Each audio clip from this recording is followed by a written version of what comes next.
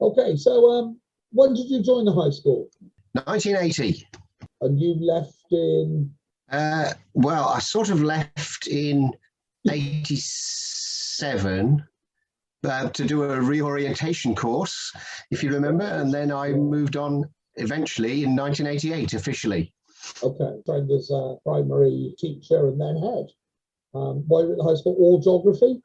That's right, geography and PE. You did some the good old standby. So what do you want to share with us? We only want good times. We don't care about the bad times. Bad times, what are they? Yeah. Well, strangely enough, I think virtually all of the good times were outside the classroom. I remember the marking room cabal and the fun and games we used to get up to in there. Very much you'd run through the fug of the main staff room to get away from the cigarette smoke and into the marking room for the laughter. One of the funniest things I remember is, do you remember the game where you used to have to climb around the table, underneath it and across the top? Yes. And Rob Cope was doing that one day when John Terry walked in. John Terry opened the door, he looked in and sort of went, oh, and walked off. Just wonderful. Realising he had more to do with his staff than he did with the kids that he was teaching, yeah. Oh, he was, yes. He didn't have to say much to express himself. No. But, He yes. was a man of few words, but every word was to effect. Yeah. Well, I was terrified of him. Oh, yeah. Yes. No other kids.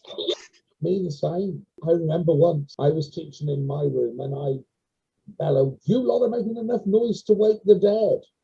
And he opened the door and just went, "And now the dead's awake." And the kids just went, "I'll never have that, ability to silence kids." John Albert, lovely man. Yes, he was. What else? Of course, the pantomimes. They're always kind of stick in the mind. The laughs we had writing them and then performing in them, if that's what you can call it. We had a chat with Ann Miller. Remember Ann Miller? Oh, yeah. Ann Bartley. Yeah, of course I do. Yeah. What's wrong with me cooking then? She has sent through the photograph as you as King Rat performing that dance and song with the 6 young female members of staff. Yeah, I remember that performance actually, because that was my final guest appearance, because that was the year I'd been away. And I came back as a guest appearance. And I remember that my big entry was bouncing off a trampette and jumping over and being caught by Rob Cope. Now, your football career? Oh, my glittering football career, yeah. I've still got the photos from the awards dinners. I dropped my trousers to prove I was the best dressed player of the year. Because I had my kit on underneath. Yes, you had your kit on underneath, yes. I usually won things like worst tackle of the year, thug of the year. Yeah, I don't know how I got this reputation. Yes, I do remember when the letter came through to say that they were going to, in the five-a-side league that we played outside of school, that they were going to introduce a sin bin. And everybody started laying bets on who was going to be the first player to be sin binned out of the dozen of us who played. And you were just so overwhelmingly the favourite that basically you just went out there and got sin binned, as far as I remember. You just took it upon yourself to make it all come true. And of course, I remember school matches against the pupils, which of course wouldn't happen anymore. No, the rugby, was it Trevor Bull, wasn't it, in the basketball, who would just flatten them? Yes. And he was a good basketball player as well, but he was.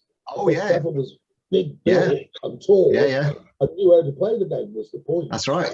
And they bounced off him. Yeah. And yes, I remember the hockey games.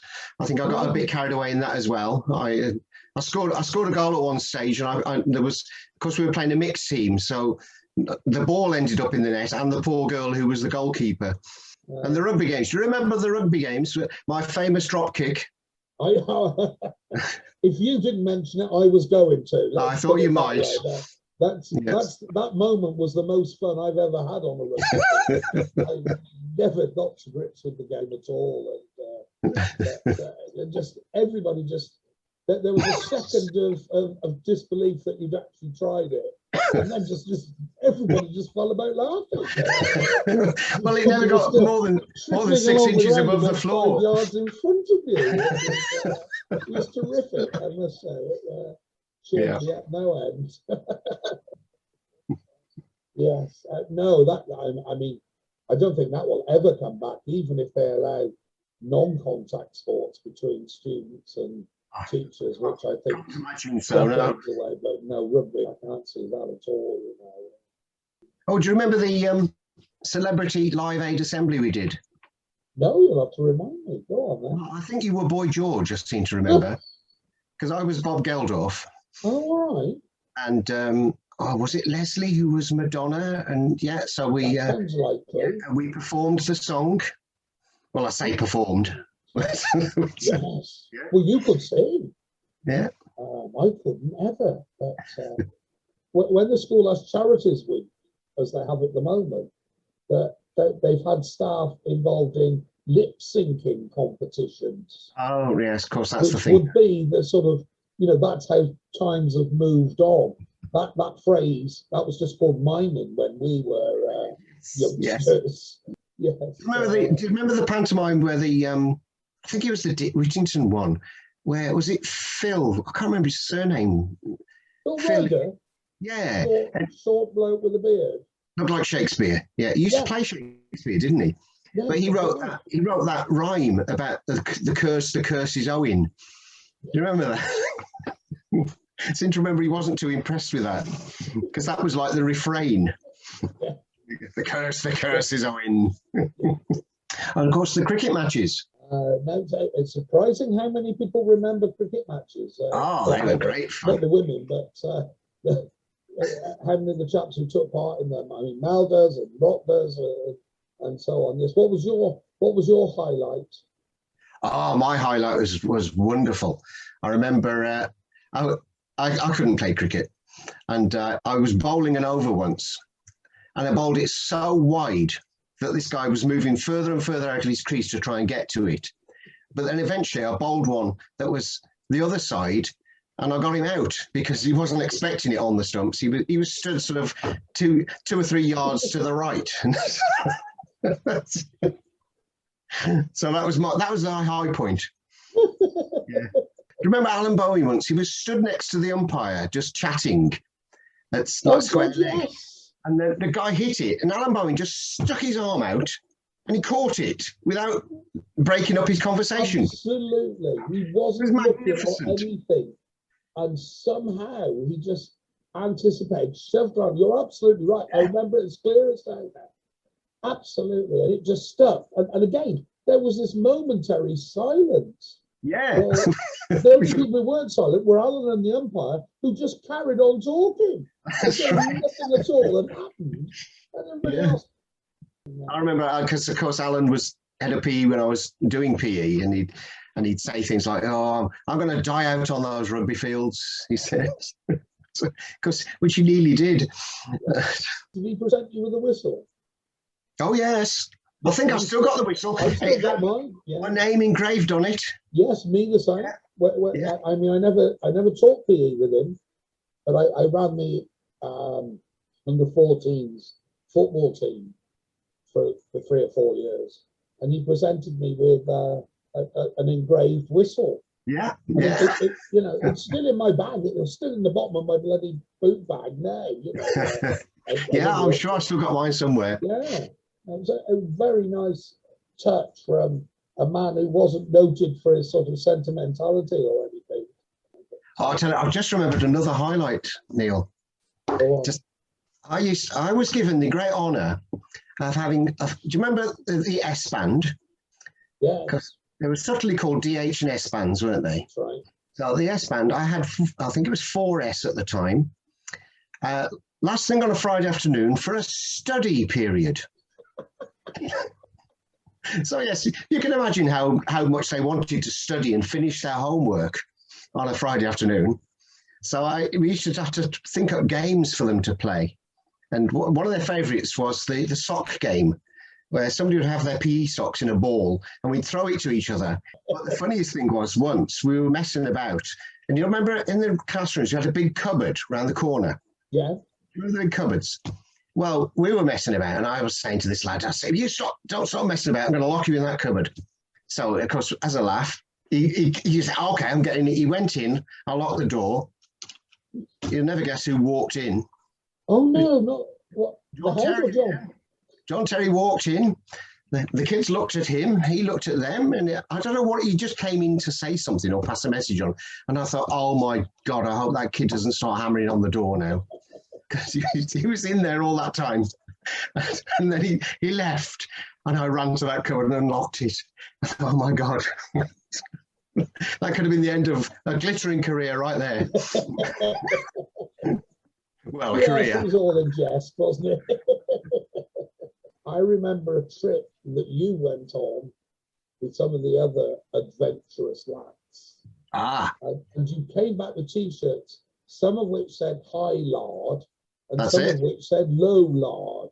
That's it. Yeah. And the stories that did you go twice or once? Yes, yeah, twice. I mean, Rent-A-Wreck comes to mind as being the place. Rent-A-Wreck, yeah. Hired a car from. That actually was their name, wasn't it? Yeah, and it leaked oil all the way, and it broke down on the way back on the M6. And Chris Glass had to phone his dad to come and rescue us. So, yes, there were two groups. There were the sort of the vegetarian types like Mike Morris, and then there were the meat-eating sort of mad type. So that was the high lard and low lard groups. We were caught in a thunderstorm. Yes, no, I remember you telling me about it. Yeah. I remember you telling me, and then I remember other people telling me as well. I'd recently been doing mountain leadership training, and I just ran off the hill like everybody else. Just run away. Yeah, exactly what you're not meant to do, but there we go. Yeah. So, well, we ran down a Streetfield gully, which is safer than being on top. That I'd never gone, I must say. There was definitely that. I'm quite happy for these boys to tell these tales, and I was just sat at home or whatever. It's a bit too raucous for me. Yeah. So, I've only been to the Rocky Horror Show once, an actual professional performance. Didn't you? Yes. And we did full hog, didn't we? We dressed up. We did. Yeah. Suspenders, stockings, the lot. With Vicky Walsh-Atkins. Yes. Yeah. I remember doing. We did a play with Richard Finch. Can't Pay, Won't Pay. Yeah, by Dario Fo. We actually went to London to see a version of it with. Was it? No, it wasn't Rowan Atkinson. It was Griff Rhys-Jones, I think, was in it. Oh, okay. Yeah, that sounds more likely. Yeah. And we did it, and again. Phil Ryder was in it, and Mike Burton and myself, and Enda and Vicky. Yeah, that was good fun. Yeah. I think I've still got a programme of that somewhere as well. Well, I wasn't in that, certainly. No, that was proper actors, mate.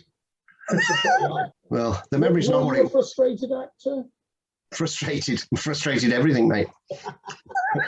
Well, I used to perform at the Swan. Do you remember we did the children's performances in Worcester, but I stopped doing all that when I moved up here, and I grew up. I carried on doing my because I Clark's school governing bodies meetings. So of course that was. Right, you're still doing that as well, are you? Yeah. They've all been on Teams and Google Drive and things. I mean, I'm a governor at the high school, and our meetings have all been on Teams. Yeah. They last an hour on Teams. They last nearly 2 in reality. So tell me how that works.